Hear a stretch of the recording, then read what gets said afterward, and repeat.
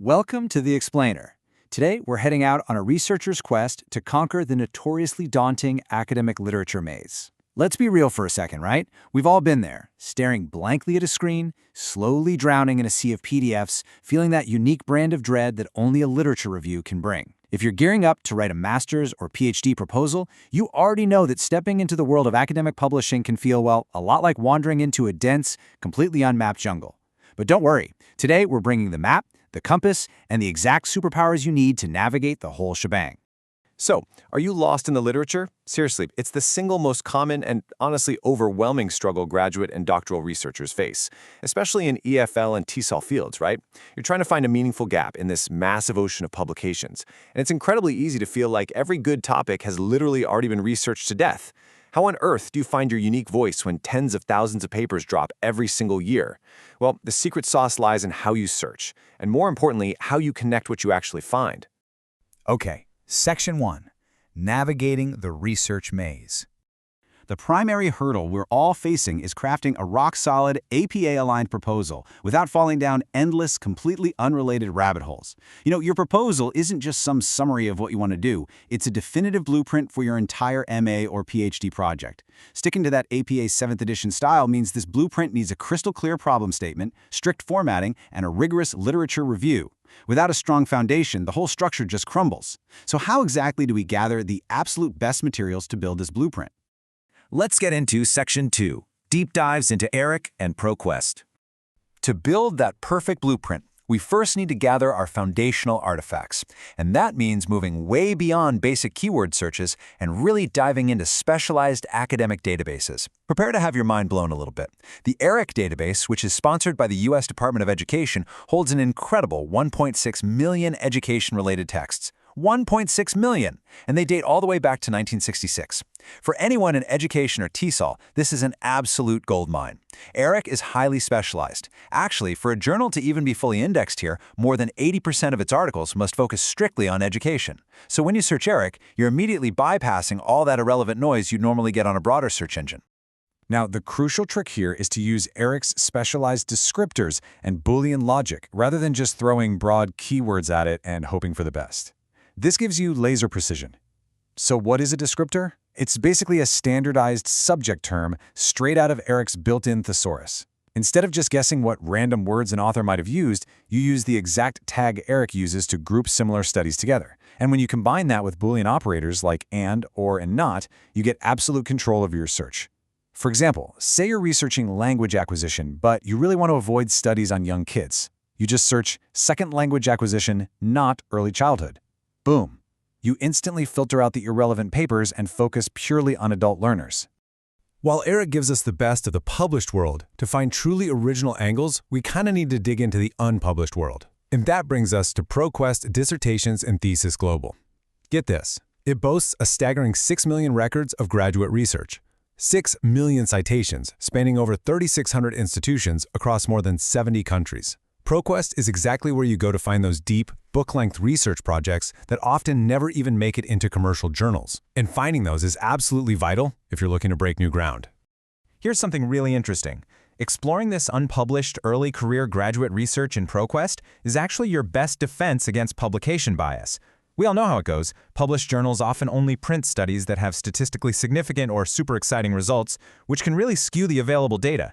Dissertations, on the other hand, they show you the raw, unfiltered attempts of researchers who are tackling highly obscure or super niche topics. Digging through their reference lists can lead you to sources you would literally never find otherwise, helping you uncover completely undiscovered scholarship. It's a total game changer. All right, moving on to Section 3, the power of mapping. So, once we've gathered our foundational texts from ERIC and ProQuest, it's time to pull out our visual maps and really start charting the uncharted territory of our academic field. Literature mapping takes a flat, overwhelming list of citations and transforms it into a dynamic, interactive network graph. It visually clusters works by themes, methodologies, and overall influence. Think about it. Instead of staring at a 20-page bibliography and desperately trying to memorize who cited whom, mapping tools read the metadata, things like bibliographic coupling and co-citation analysis, which is really just a fancy way of tracking exactly who is citing whom, and they draw actual lines between the papers. You instantly see which papers are the foundational seed texts and which ones are the cutting-edge derivatives branching off into brand new territory. Which brings us to Section 4, comparing top mapping tools. Let's evaluate our toolkit by breaking down the top 3 citation-based platforms currently on the market for us academic researchers. Right out of the gate, we're comparing 2 fantastic options. You can use Connected Papers for fast, instant snapshots of prior and derivative works, or you can use ResearchRabbit for endless, deep exploration. Connected Papers is incredibly fast. You just input one single seed paper, and it instantly builds a visual map around it. It's brilliant when you just need a quick glance. ResearchRabbit, on the flip side, lets you use multiple seed papers and opens up these deep cascading menus. You can hop from paper to paper, tracing your search path backward and forward. Just a quick heads up though, don't get derailed by its related content links. Before you know it, you might find yourself reading general Wikipedia articles instead of doing your literature review. Looking closely at all the features, Litmaps ultimately takes the crown here, mostly thanks to its robust features and brilliant X-Y axis graphical layout. Both Litmaps and ResearchRabbit offer freemium models that top out at around $12.50 a month for the premium features, and both allow for multiple origin points. Connected Papers is a bit more limited. It only allows a single seed paper and caps free users at 5 graphs per month. While ResearchRabbit's traceable search path is really fantastic for those deep dives, Litmaps takes a perfect 5 out of 5 for overall usability. Seriously, Litmaps practically takes you by the hand. It automatically plots the most impactful papers right at the top right of your layout, based on recency and citation count. By putting the publication year on the x-axis and the citation count on the y-axis, your eyes naturally gravitate exactly to where the most important modern research is happening. Plus, it has this incredibly unique co-authorship search algorithm. That means if you find an author doing brilliant work in TESOL, Litmaps can automatically find papers written by their frequent collaborators. Throw in this seamless two-way integration with the Zotero Citation Manager, which, let's be honest, saves us hundreds of hours of manual data entry, and you've got an absolute powerhouse of a tool. Now for the final stretch.